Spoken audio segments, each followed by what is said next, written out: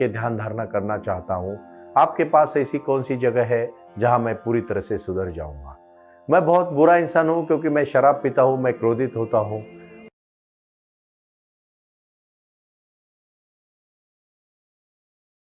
तो मुझे अभी बहुत तकलीफ होती है, लेकिन इन सब चीज़ों से मैं बहुत खराब इंसान हूँ। कभी कभी मैं मेरे जीवन में सोचता हूँ कि मैं जिंदगी में जी के मैंने क्या किया। मैं एक कहानी से शुरुआत करना चाहता हूँ। भाई साहब, आप बहुत सही सोच रहे हो, कम से कम आपको आपकी समस्या तो पता चल रही है। और मैं ये नहीं कहूँगा कि आप गलत है या आप सही है। मैं सिर्फ इतना कहूँगा कि मैं कहानी से कहूँगा और फिर उसका मैं उत्तर भी देना पसंद करूँगा। अभी अभी साईवाणी में जब प्रारंभ किया था तो शुरू में बहुत ज़्यादा कहानियाँ कहता था। लोगों को अच्छा लगा, लोग आए, लोगों ने साई क्रिया शुरू की और साई क्रिया करने के बाद वो साई ध्यान से जुड़े। और आज अपने अपने जीवन में कितने सारे लोग, मेरे पास 4,500-5 हज़ार लोगों का डेटा आया जिन्होंने कहा, सुनील जी हमारा जीवन पूरी तरह से तो नहीं लेकिन बदलने को चला है, रास्ते पे निकले हैं। मैं इतना ही कहूँगा, अगर आप निकले हो तो पहुँचोगे। एक कदम डालोगे, 1000 कदम जरूर पहुँचोगे। उसमें कोई शक नहीं, कोई दोहरा नहीं, कोई समस्या नहीं, कोई कभी दिक्कत नहीं आएगी। मैं दावे के साथ कह सकता हूँ। एक कहानी मैं कहूँगा, एक फकीर था और वो मृत्यु समय अपने बेटे को बुलाता है और कहता है, देख बेटा, मैंने ज़िंदगी में कोई धन तो इकट्ठा नहीं किया, कोई ज़्यादा संपत्ति तो नहीं रखी, एक छोटा सा घर है, बस यही मैं दूंगा। लेकिन मैं तुझे एक चीज़ बताता हूँ, जो अगर तुझे कभी ज़िंदगी में काम आए तो उस चीज़ का जरूर आपके जीवन में उसको इस्तेमाल करना और अपना जीवन जीना। बेटा देख, कोई भी समस्या तेरे जीवन में आए, काम आए, क्रोध आए, मद आए, मत्सर आए, लोभ आए, ये षड विकार आए, तो उनको एक मेहमान की तरह उनका स्वागत करना।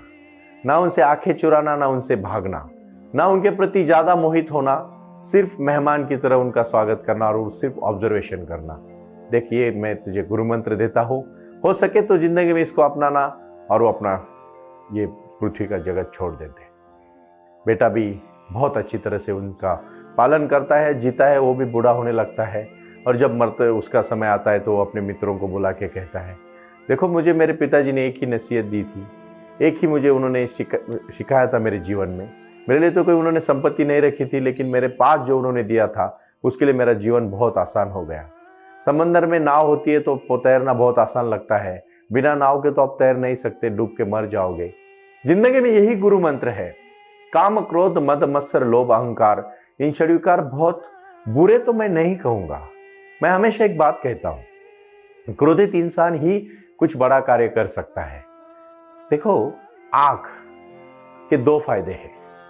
आग जला भी सकती है, पूरी तरह से जला के खाक कर सकती है, और वही आग दिया भी जला सकती है, वही आग खाना भी पका सकती है।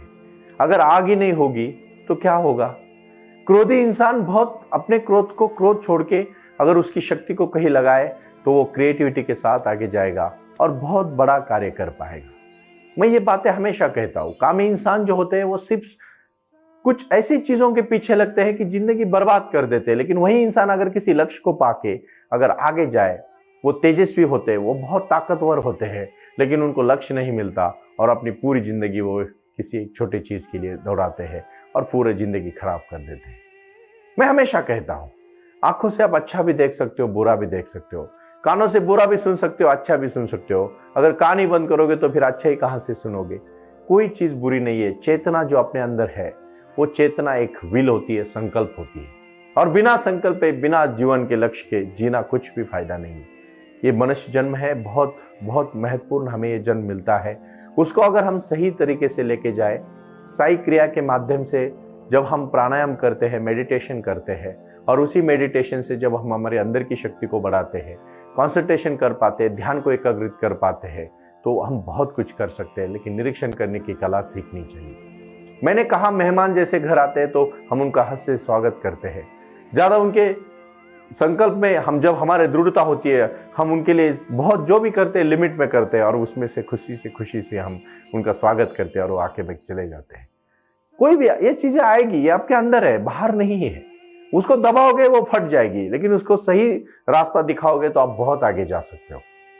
मैं मेरे अहमदाबाद के मित्र को मैं इतना ही कहना चाहूंगा, गवड़िया जी, आप चिंता ना करें, आप बुरे नहीं हैं। आपने जो आपको एनालिसिस हो गया, बुद्ध ने कहा था, जिस दिन जागे उस दिन सवेरा। आपको जिस दिन एनालिसिस हो गया नरक कुछ नहीं है। आप क्रोधित है तो नरक है, और वही अगर आप आनंदित है तो वही स्वर्ग है। इसी धरती पे दोनों चीजें एक साथ है। यही धरती है, यही स्वर्ग है, यही सब कुछ है। लेकिन आपको अपने जीवन में जीने की कला सिर्फ ध्यान और मेडिटेशन के माध्यम से ही आएगी। और इसीलिए साई वाणी को सुनते समय आप हमेशा साई क्रिया की तरफ मुड़ो। अब बहुत हो गया, 4-5 महीना हो गया साई वाणी लगातार आस्था चैनल से, आस्था भजन से हम कर रहे हैं। मैं शुक्रगुजार हूं आस्था टीवी का कि जिन्होंने मुझे इतना बड़ा मौका दिया, और हम सब लोगों को आज साईं बाबा का, समता का, सत्य और अहिंसा का ये जो मार्ग दिखा रहे, हम भले हम सब धर्म से, देखो कोई भी बुरा नहीं है इस दुनिया में। हमारी नियत और हमारी सोच अगर अच्छी है और हम सबका भला चाहते हैं, सबका मालिक एक है, श्रद्धा सबूरी है। और इसी के साथ साथ प्रारंभ करो और जारी रखो। इसी विचारधारा को लेके पूरे विश्व से लोग जब जुड़ते हैं तो बड़ी खुशी होती है। मैं एक ही बात कहूंगा कि कोई बुरा नहीं है। अगर आप अपने जीवन में, आज का बहुत बड़ा ये आपका जो प्रश्न है कि मैं बहुत गुनहगार हूं लोगों का, नहीं। आपको आप जब रियलाइजेशन हो चुका है, एनालिसिस आप कर चुके हो खुद को, आप समझ चुके हो कि आप कहां गलत हो, वो गलतियां बार बार मत दोहराइए। अभी अच्छा जीवन जीने की कला सीखिए, क्योंकि आध्यात्मिक जीवन जीने की कला साई वाणी सिखाती है।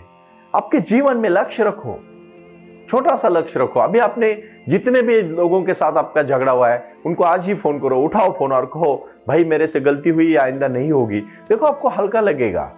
आप जो भी करना चाहते हो, सत्य मार्ग से की हुई चीज आपको शांति देती है। कर तो जरूर करो, लेकिन नींद अच्छी आनी चाहिए। और नींद तभी अच्छी आती है जब हम अच्छा कर्म करते हैं। किसी का बुरा करने से, मैंने देखा, मैं जब हाई कोर्ट्स में, मुंबई में, दिल्ली में, सुप्रीम कोर्ट में, अलग अलग हाई कोर्ट्स में जाके वकालत करता हूं, तो मैं देखता हूं कि बहुत सारे लोग किसी का खून करके, किसी का मर्डर करके आते हैं। जो मर्डर करके आते हैं उनको हमेशा डर रहता है कि मुझे कोई मारेगा। किसी के साथ गलत व्यवहार करना ही क्यों है? थोड़े से गुस्से के लिए आप अपनी जिंदगी बर्बाद कर देते हो। इतनी तो आपसे गलतियां नहीं हुई। गवड़िया जी, आपको अब रियलाइज हो चुके और अभी भी आज दुनिया में है तो लोग माफ करते हैं, उनका दिल बड़ा होता है। सिर्फ अपनी सोच बड़ी होनी चाहिए। इसके लिए मैं संकुचित चित्त से मत रहो, शांति से रहो, सुख समाधान से रहो। और तीसरा और महत्वपूर्ण कार्य है लोभ। देखो एक चीज हमेशा याद रखना, अगर आपके पास बकेट है, उसमें दूध है, उसको आपको दही करना है, घी करना है, तो आपको अगर उसका कड़ करना है, दही करना है, तो थोड़ा सा विरजन डालना पड़ता है। आपको आपके जीवन में आपको पूंजी देनी पड़ेगी, वही पूंजी आपको आगे लेके जाएगी। लेकिन मार्ग सत्य का होना चाहिए, सच्चाई के साथ वाला होना चाहिए। हल्के फुल्के जिंदगी जीना है तो कर्म करना पड़ेगा। मैं इतना इसलिए कहना चाहता हूं कि आपने जो तीसरा और महत्वपूर्ण क्वेश्चन किया है, प्रश्न पूछा कि मैं लोगों के लिए बहुत बुरा हूं। देखो, आप लोगों के लिए अच्छा बनने की कोशिश करो, कभी अच्छा नहीं बन पाओगे। इस दुनिया में रामकृष्ण को भी लोगों ने नाम रखा है, तो हम और आप कौन है? हमें सिर्फ एक करना है, हम हमारी नजर से ना गिर जाए, ऐसा कार्य करना चाहिए। देखो, आदमी कितना भी झूठ बोले, वो कभी उसका मन झूठ नहीं बोलता, वो खुद के साथ कभी गलत नहीं बोल सकता, उसको पता है वो क्या है। मैं इतना कहना चाहता हूं आपको, दावे के साथ कहना चाहता हूं, विश्वास के साथ कहना चाहता हूं कि आप टेंशन मत लो, आप किसी भी चीज की परेशानी में मत जुड़ो। मैं बहुत रोजमर्रा की जिंदगी के हजारों उदाहरणें देखता हूं तो मुझे बड़ी खुशी होती है। मैं छोटी सी कहानी कहना चाहूंगा। कहानी बड़ी प्रीतिपूर्ण है, आप समझ लीजिएगा। बोलते हैं कि हम मोह छोड़ देंगे, नहीं छोड़ पाते। एक बहुत बड़े ऋषि होते हैं, उनके पास कुछ शिष्य आते हैं। तो एक शिष्य, बहुत नौजवान 20-22 साल का लड़का, पूरी ब्रह्मचर्य का रूप लेना चाहता है, पूरी तरह से ज्ञान प्राप्त करता है। और ज्ञान प्राप्त करके पूरी तरह से वो सब कुछ पढ़ के 6-7 साल अपने गांव चला जाता है। कहता है, गुरुजी अब मुझे इजाजत दीजिए, मैं बहुत अच्छी तरह से योग शास्त्र पढ़ा हूँ, बल शास्त्र पढ़ा हूँ, भौतिक शास्त्र पढ़ा हूँ, सब कुछ पढ़ चुका हूँ। मैं दुनिया में जाके कुछ करना चाहता हूँ, अच्छा करना चाहता हूँ, और मैं जिंदगी भर ब्रह्मचारी रहना चाहता हूँ। गुरुजी कहते हैं, बेटा तू बहुत ज्ञानी है, मैं तुझे आशीर्वाद देता हूँ, तथास्तु, जो तू चाहेगा वो हो जाएगा। और वो निकल जाता है। अभी जैसे वो बहुत बड़ा ज्ञानी होता है, तपस्वी, तेजस्वी पुरुष होता है, ध्यानी होता है, ब्रह्मचारी होता है, योग अध्यात्म के साथ जुड़ा होता है, तो अपने अपने कार्य को शुरू करता है। एक गांव में जाके अपना गांव के बाजू में एक छोटा सा झोपड़ा बना लेता है। मैं कहानियां इसलिए कहता हूं कि आप समझो आप कहां हैं, लोभ किस तरह से आदमी को डुबा सकता है। इसकी छोटी सी कहानी है जो आपकी कहानी से बहुत मिलती जुलती है, थोड़ा सा ठीक से समझो। और गवेड़िया जी आप ठीक से समझोगे तो मुझे खुशी होगी, इसका मुझे आंसर मिलेगा। ये गवेड़िया जी एक प्रतिनिधित्व है, बहुत सारे लोगों की ये समस्या है, मुझे पता है। मैं दावे के साथ साईं बाबा का जब मैं सुबह साई ध्यान 3 बजे उठ के करता हूँ रात को, मुझे बड़ी खुशी मिलती है। ब्रह्म मुहूर्त मुझे ज्ञान देता है, शक्ति देता है, इसीलिए मैं 18-18 घंटा काम करके भी आपके साथ डट के खड़ा हूं। मुझे बड़ी खुशी होती है भाई और बहनों। और जब वो लड़का चला जाता है, वो पंडित चला जाता है, उसके पास उसके हजारों शिष्य बन जाते हैं और वो गांव में रहता है, लेकिन उसके पास 2 ही लंगोट होते हैं। फकीर आदमी, कुछ नहीं था उसके पास, और वो एक लंगोट पहनता था और एक लंगोट सुखा के रख के अपना प्रवचन के लिए, लोगों की सेवा करने के लिए चला जाता। वहां चूहे होते हैं उस झोपड़े में, और वो चूहे उसके लंगोट को खा लेते, थोड़ा थोड़ा कट कर लेते। तो उसको परेशानी होती है, वो कहाँ हर बार कहाँ से लाए फकीर इंसान। तो वो कहता है, बहुत परेशान होता है, और अपने कोई मित्रों जब शाम को उनको मिलने आते तो उनको कहता है ऐसी ऐसी समस्या है। उनमें से कोई एक ज्ञानी होता है, वो कहता है महाराज ये चूहों का बंदोबस्त करने के लिए बिल्ली पालनी पड़ेगी। तो बिल्ली कैसे पालेंगे? जैसे आप ठीक समझे, वो तो क्या संत आदमी होता है, जैसे आप ठीक समझे भाई, तो बिल्ली लेके आता है। जैसे ही वो उसका मित्र जो होता है उस गांव का लड़का बिल्ली लेके आता है, 2-3 दिन 4 दिन बाद बिल्ली खाने के लिए म्याऊ म्याऊ करती है। तो दूसरे 2-3 लोग उनको लिए हेल्प करके थोड़ा थोड़ा दूध देते हैं हर दिन दूध देने के बाद 4-5 दिन के बाद तो लोग थक जाते हैं। याद रखना, किसी के ऊपर बोझ मत बनना। जिस दिन आप किसी के ऊपर बोझ बनोगे, लोग 4-5 दिन खुशी खुशी करेंगे, 6वें दिन वो आपको थोड़ा सा बोलना करेंगे, 9वें दिन तो आपके साथ बात करना बंद करेंगे, 10वें दिन बर्तन आप पड़ना शुरू करेंगे, 11वें दिन बोलेंगे तू कब जा रहा है। दामाद भी ज्यादा दिन अगर दिवाली के समय ज्यादा दिन अपने ससुराल में रहा तो उसको बोलते अपने मेहमान कब जाने वाले। कैसे दूसरे का बोझ मत बनना। अगर हट्टे कट्टे हो तो खुद के पैर पे खड़े होना। जो शान और इज्जत मिलेगी वो दूसरों के बोझ होने से कभी नहीं मिलती। जितना बड़ा संघर्ष होगा उतनी बड़ी जीत होती है, ये बात हमेशा याद रखना। और फिर बिल्ली पाली जाती है। तो कहते हैं अभी बार बार कौन दूध देगा महाराज, आप ऐसा करो, मैं चाहता हूं कि एक गाय रख लेंगे। गाय से क्या होगा, आपको चाय के लिए भी दूध होगा, बिल्ली के लिए भी दूध होगा, और फिर हम सब के लिए गाय भी रहेगी। गाय अपने आप संत आदमी है, आपके घर के सामने गाय रहेगी तो और अच्छा रहेगा, झोपड़े के सामने। कोई बात नहीं, जैसे आप ठीक समझे। वो तो क्या सबके लिए राजी होते, संत आदमी ऐसे ही होते। फिर गाय लाते हैं लोग। अभी गाय लाते, गाय को भी चारा लगता है, 2-4 दिन 8-10 दिन वहां के लोग करते, बाद में बोलते महाराज अभी हर बार कौन गाय लाएगा, गाय को खाना कौन देगा। ऐसा करते हैं कि हमारे गाँव में ना एक ऐसा गरीब इंसान है, उसकी एक बेटी है, वो अच्छी है, सुशील है, काम अच्छा करती है, वो मेहनती है, वो आएगी, वो गाय को भी खाना देगी, ये सब आपके भी यहाँ का जो भी घर झोपड़े का काम करेगी, और तब सब ठीक होगा। बिल्ली का भी होगा, गाय का भी दूध निकालेगी, आपको भी चाय होगा, और हम सब आएंगे तो हम सबके लिए भी चाय पानी होगा, अच्छा साफ सुथरा भी रखेगी अपना ये आश्रम। महाराज बोलते जैसे आपकी मर्जी।